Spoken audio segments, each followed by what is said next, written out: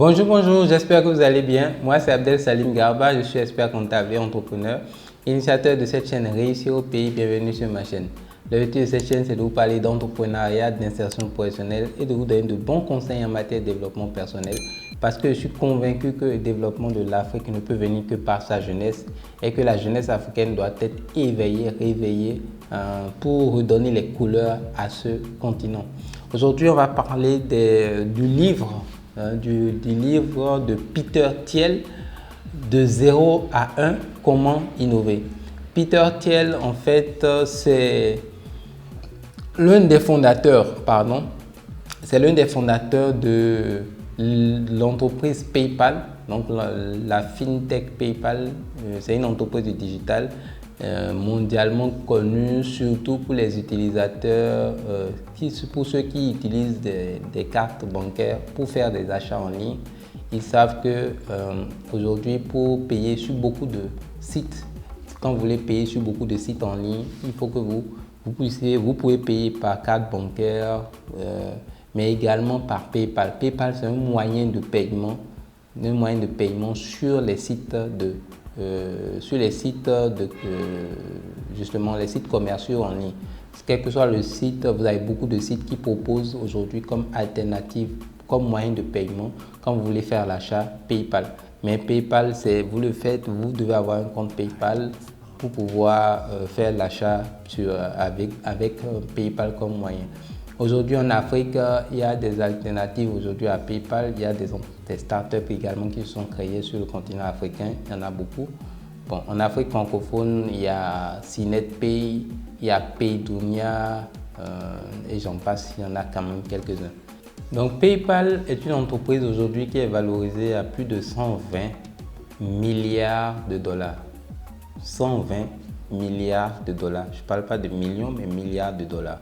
Parce que 80% des entreprises qui ont des sites commerciaux pour commercialiser leurs produits et leurs services aux États-Unis, en Europe, 80% de ces entreprises-là utilisent comme moyen de paiement, proposent comme moyen de paiement à leurs clients PayPal. Donc, pour vous dire le volume que ça fait. Et Peter Thiel a été fondateur de PayPal, cofondateur de PayPal avec Elon Musk et d'autres grands noms. Il a également, Peter Thiel, investi dans Facebook, il a investi dans SpaceX, qui est l'entreprise de Elon Musk, qui est la première société privée à envoyer les hommes dans l'espace aux États-Unis. Peter Thiel a également investi dans LinkedIn, d'accord, avec un autre de ses anciens amis cofondateurs de PayPal. Dans cette vidéo, vous allez découvrir les 7 questions fondamentales qu'il faut absolument se poser lorsque vous voulez lancer votre startup. Parce que PayPal, LinkedIn, Facebook, ce sont des startups, ce sont des entreprises du digital. Une startup, c'est une entreprise en réalité qui utilise une technologie pour justement améliorer des ressources existantes qui sont sous-exploitées et créer un système automatique de génération de revenus qui ne fait que croître de façon exponentielle.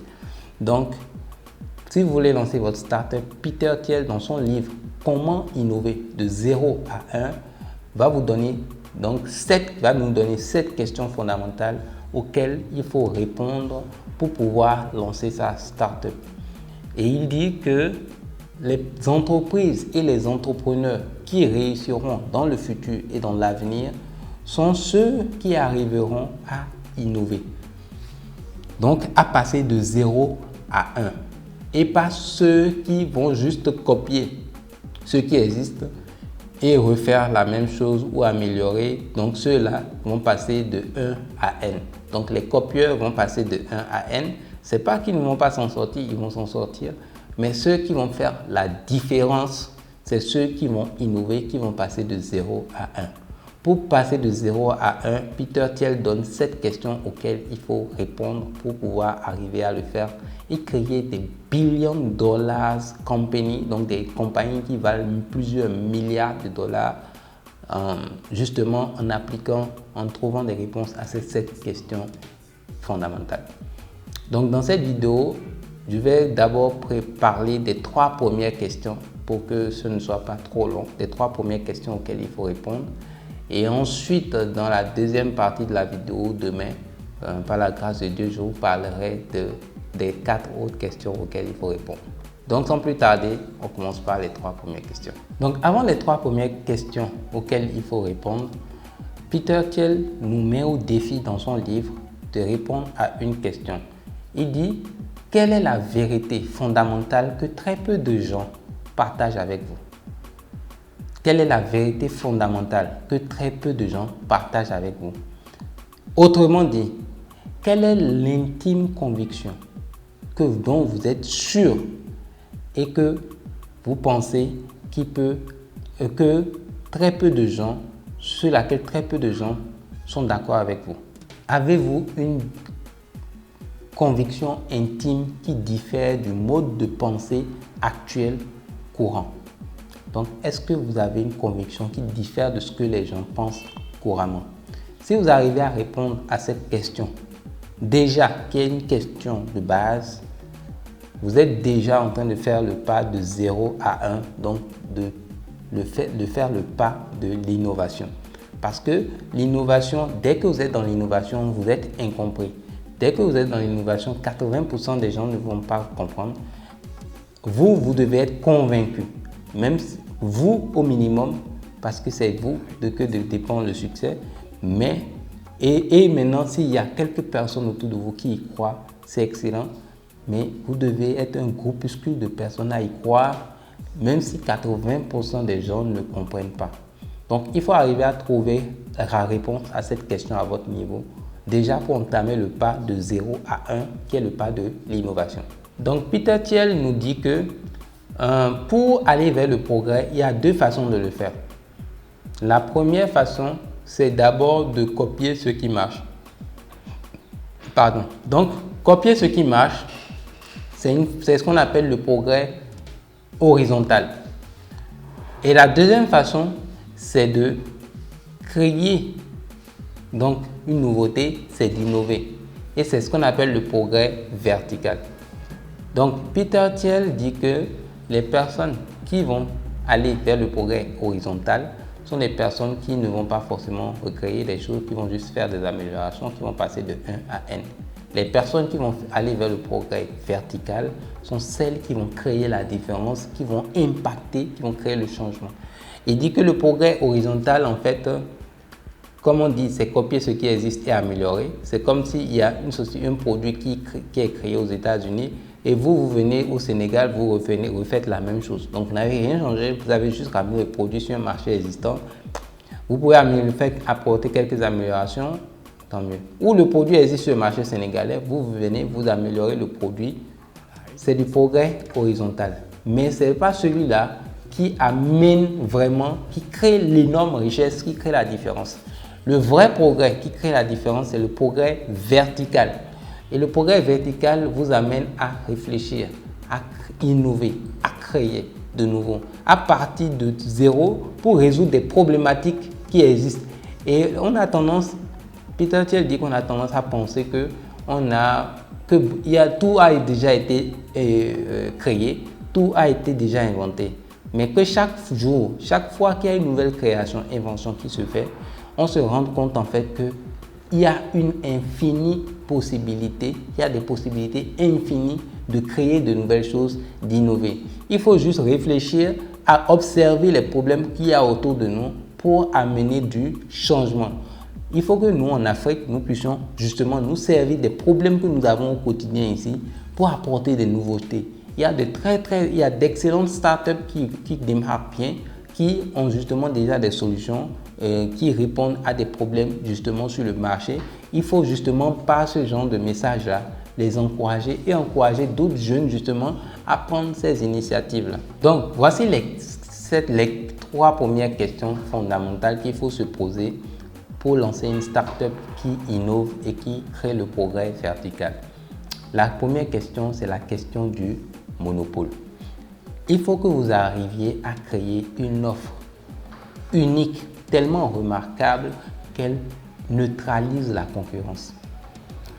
Si vous arrivez à répondre à cette question en créant une offre, un produit, un service, quelque chose qui est assez unique pour vous différencier et neutraliser la concurrence, empêcher la concurrence en fait de vous copier, parce que tellement votre produit est unique qu'il est difficile à copier, à reproduire. Alors là, vous êtes en train de rentrer vous avez créé, justement, vous faites un pas vers l'innovation et le progrès vertical. Il prend l'exemple de Apple. Apple, aujourd'hui, vous pouvez vous amuser comme vous voulez. Vous ne pouvez pas copier Apple, le Mac. Vous ne pouvez pas copier les iPhones comme vous voulez. Vous pouvez essayer, mais l'offre est tellement différentielle que elle se voit tout de suite. Également, il parle d'Amazon avec Jeff Bezos. Il dit qu'il y a une chose qui est importante pour arriver aussi à créer une offre unique et se mettre dans une situation de monopole dès le départ, c'est qu'il faut commencer tout petit et dans un marché de niche. Si vous voulez arriver à créer une offre qui se différencie, qui neutralise la concurrence, il faut que vous commenciez dans un marché de niche. Petit segment de marché, qui dit marché de niche, si vous êtes dans l'industrie de la beauté, l'industrie de la beauté, il y a énormément de choses dedans. Il y a le maquillage, il y a la coiffure, il y a la manicure, il y a la pédicure, etc. Vous devez rentrer dans une niche, dans la niche de la manicure, dans les manicures. Donc, vous devez rester dans une niche, dans un segment très, très petit pour créer une offre tellement unique qui vous différencie de toute la concurrence. C'est comme ça que vous commencez d'abord à créer une situation de monopole. Et ensuite, il dit, c'est de là que vous pouvez étendre progressivement vers d'autres niches votre offre de service. Et il prend l'exemple d'Amazon, donc de Jeff Bezos. Jeff Bezos, quand il a commencé d'abord à créer son premier site en ligne, il n'a pas commencé à vendre tout et n'importe quoi. Il a commencé d'abord avec les livres. C'était un site de vente de livres, point. Il ne vendait pas les CD, il ne vendait pas les ordinateurs, il ne vendait pas les appareils, rien. Il ne vendait que les livres. Quand il a eu du succès en vendant les livres, c'est après ça qu'il a commencé à ajouter les CD, qu'il a commencé à ajouter les appareils, les autres appareils électroniques, qu'il a commencé à ajouter des accessoires, etc., etc. Donc, si vous voulez avoir le monopole, dès le départ, créer une offre remarquable, unique et qui neutralise la concurrence, vous devez d'abord commencer petit et sur un marché de niche. La deuxième question à laquelle Peter Thiel demande de répondre, c'est la question de la durabilité. Un monopole n'a de valeur que s'il a un avenir durable. Si vous créez une offre, un produit, d'accord, il faut que vous vouliez avoir du monopole ou que vous neutralisez la concurrence. Ce monopole n'aura de valeur que si dans le temps, vous conservez le monopole. Exemple, il donne l'exemple de Twitter et puis de New York Times. Le New York Times, le journal du New York Times, qui est un journal américain, public très connu, emploie des milliers de personnes. Déjà, c'est un journal qui distribue de l'information. Twitter est un réseau social qui également permet de diffuser des informations au grand public. Les deux sont des sociétés. New York Times, c'est une société. Twitter, c'est un réseau social, c'est également une société, mais Twitter, c'est une start-up. Très bien. Le New York Times emploie des milliers de personnes. Twitter emploie des milliers de personnes. Le New York Times distribue des informations à plus d'1 million de personnes par jour. Le Twitter distribue des informations à plus d'1 million de personnes par jour. Le New York Times est valorisé à 2 milliards de dollars, alors que Twitter est valorisé à 24 milliards de dollars. Pourquoi? Sachant que lorsque Twitter entrait en bourse et était valorisé à 24 milliards de dollars, Twitter faisait l'année là, réalisait une perte. Donc, il était en perte. L'année là, il était en perte. Pourtant, il était valorisé à 24 milliards de dollars. Pendant que le New York Times était valorisé à 2 milliards de dollars et faisait plus de 118 millions de dollars de bénéfices. Comment vous pouvez expliquer la différence entre ces deux entités? C'est parce que Twitter est une start-up qui a créé une situation de monopole. Et maintenant, pour que ce que Peter Thiel dit, pourquoi le monopole doit avoir un avenir durable, qu'est-ce qui crée la différence? C'est parce que Twitter, contrairement au New York Times, les gens se disent que dans les 10, 15, 20 prochaines années, ils vont gagner beaucoup d'argent avec Twitter parce que c'est un réseau, une start-up le modèle est là, la technologie est là et on n'a pas besoin de beaucoup d'argent, de nouvelles ressources pour pouvoir atteindre plus de clients et avoir plus d'impact. Parce que le réseau social, contrairement à la presse papier, le New York Times, a beaucoup plus de potentiel. Donc sur les 10, c'est une question de cash flow. Qu'est-ce qu'on va gagner en investissant dans le New York Times contrairement à ce qu'on va gagner en investissant dans Twitter? Dans Twitter, on sait que dans les 10, 15, 20 prochaines années, c'est le digital qui est présent. Donc, les gens ont tendance à faire plus confiance. Donc, ça crée plus de valeur au niveau de Twitter. Même si Twitter aujourd'hui perd de l'argent, on sait que Twitter, dans les 5, 10, 15, 20 prochaines années, vont générer énormément d'argent. Donc, le monopole que Twitter est en train de créer n'est pas un monopole juste sur le court terme, mais c'est un monopole sur les 10, 15, 20 prochaines années. Donc, la durabilité de votre startup va se mesurer à la capacité de l'entreprise à générer du cash flow intéressant dans le futur. La durabilité de votre entreprise va se mesurer. Donc, le monopole durable de votre entreprise va se mesurer à la capacité de votre entreprise à générer de l'argent, énormément d'argent dans le futur. C'est pour ça que vous allez voir deux entités qui vont avoir la même structure, mais qui vont être valorisées l'une à 10 fois moins, l'autre à 10 fois plus, parce que l'autre est capable de générer beaucoup plus d'argent dans le futur que la précédente. Et c'est ça une startup. Une startup doit être capable de faire x10, x20 et avoir un monopole durable dans le futur.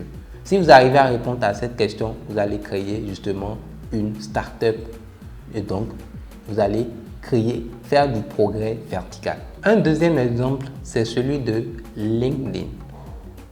Le réseau LinkedIn en 2014 a été valorisé en bourse à 24,5 milliards de dollars. Pourtant, l'année-là, LinkedIn réalisait en bénéfice uniquement que 21 millions de dollars. Encore une fois, pourquoi? Parce que LinkedIn est valorisé à 24 milliards de dollars pour la quantité d'argent, les bénéfices qu'elle va générer dans les 10, 15, 20 prochaines années. C'est pour ça qu'elle est valorisée autant cher, même si aujourd'hui, elle ne produit pas encore assez d'argent. Et donc, Peter Thiel dit que les entreprises qui vont être remarquables, qui vont se différencier dans l'avenir et qui vont créer le progrès sont les entreprises qui sont capables de générer énormément de valeur dans le futur, même si à court terme, elles ne sont pas rentables. Peter Thiel, pour finir sur cette question de la durabilité, dit que le monde ne réagit qu'à la loi de la puissance, qui est également appelée la loi de Pareto, 80-20. Il dit en fait qu'une infime partie des gens et des entreprises vont contribuer à créer beaucoup de valeur, beaucoup d'argent. Seuls 20% des gens et des entreprises vont contribuer à créer 80% des richesses. Pour faire partie de ces 20% des gens et des entreprises qui créent 80% des richesses, il va falloir que vous innovez. Il va falloir que vous créiez une offre remarquable, une offre de monopole qui neutralise la concurrence sur du long terme, très long terme. Peter Thiel dit également, et ça c'est intéressant, c'est qu'il faut appliquer cette règle également à votre propre vie. Au lieu de passer son temps à acquérir 20 000 compétences, c'est ça sa recommandation, au lieu de passer son temps à acquérir 20 000 compétences, il vaut mieux se concentrer sur ce que l'on sait faire et s'hyper spécialiser Et dans ce cadre-là, trouver comment apporter énormément de valeur dans le futur grâce à ce qu'on sait faire. Donc cela nécessite vraiment qu'on aille à fond dans sa spécialité, qu'on réfléchisse toujours à la question de quelle est la valeur qu'on peut apporter dans le futur grâce à notre spécialisation. La troisième question fondamentale à laquelle Peter Thiel demande de répondre pour pouvoir créer une entreprise qui innove, c'est la question de l'ingénierie. Est-ce que l'entreprise que vous créez est basée sur une technologie exclusive ou de rupture? C'est-à-dire où c'est simplement de simples améliorations que vous apportez à une technologie existante. Pour pouvoir faire la différence, il faut que votre entreprise, la question à laquelle vous devez vous répondre, autrement dit, est-ce que votre entreprise, la technologie qu'elle utilise, va lui permettre d'être viable encore là pendant encore 10 prochaines années. Donc, est-ce que votre entreprise sera solide encore dans les 10 prochaines années? Il dit qu'une technologie exclusive ou de rupture doit être efficace au moins 10 fois plus que celle des concurrents. Elle doit être efficace au moins 10 fois plus que celle de vos concurrents. Et qu'il existe également 3 autres moyens de s'assurer d'une situation de monopole. Le premier moyen, c'est lorsque vous créez une technologie qui vous permet de bénéficier des effets des réseaux sociaux, donc des effets de réseau. C'est-à-dire que vous créez une technologie, une application, un site internet qui devient plus les gens l'utilisent, plus il devient efficace, plus il s'améliore ou elle s'améliore, cette application s'améliore. Exemple Facebook, exemple Uber, exemple WhatsApp. Le deuxième moyen de s'assurer d'une situation de monopole, c'est que vous profitez des économies d'échelle. C'est-à-dire quoi? Plus les quantités que vous allez produire de votre produit vont être importantes, moins les coûts seront élevés. Donc plus les coûts seront bas. Exemple iPhone. Il dit ça coûterait plus cher à Apple de produire 100 iPhone plutôt que 10 000 ou 100 000 iPhone. Plus vous produisez d'iPhone, plus Apple produit d'iPhone, moins c'est coûteux pour Apple. Ce qui fait que vous avez largement le bénéfice justement. Vous faites plus de marge, vous êtes plus rentable, plus intéressant quand vous produisez en grande quantité. Le troisième moyen de se créer une situation de monopole avec votre startup, c'est de créer une image de marque positive. Donc, quand on dit créer une image de marque positive, c'est que la valeur perçue de votre entreprise doit être tellement forte qu'elle influence le comportement d'achat des consommateurs. Exemple encore, quand vous prenez Apple, qui dit Apple dit modernité, dit design, dit qualité, dit luxe, dit haut standard. Parce que Apple a associé son image à cette thématique-là. Ce qui veut dire que ça influencera le comportement des acheteurs et ça met Apple dans une situation forte de monopole. Donc, si vous voulez lancer une startup qui va créer un progrès vertical, qui va innover, vous devez penser à créer également une image de marque positive. Voilà les 3 points qui vous permettront de rester dans une situation de monopole et de répondre à la question de la technologie exclusive. Donc voilà les 3 questions fondamentales auxquelles il faut répondre selon Peter Thiel, les 3 premières questions. Sachant qu'il y a une question globale, générale à laquelle il faut répondre, c'est est-ce que vous avez une conviction intime à laquelle très peu de personnes croient et donc qui diffère du courant de pensée actuel de votre environnement. Est-ce que vous avez une vérité fondamentale en laquelle vous croyez que très peu de gens croient? Si vous avez cette vérité, vous arrivez à répondre à cette vérité-là, donc vous êtes très proche de l'innovation. Maintenant, il faut répondre à cette question. Les 3 premières questions, c'est celles dont je viens de parler.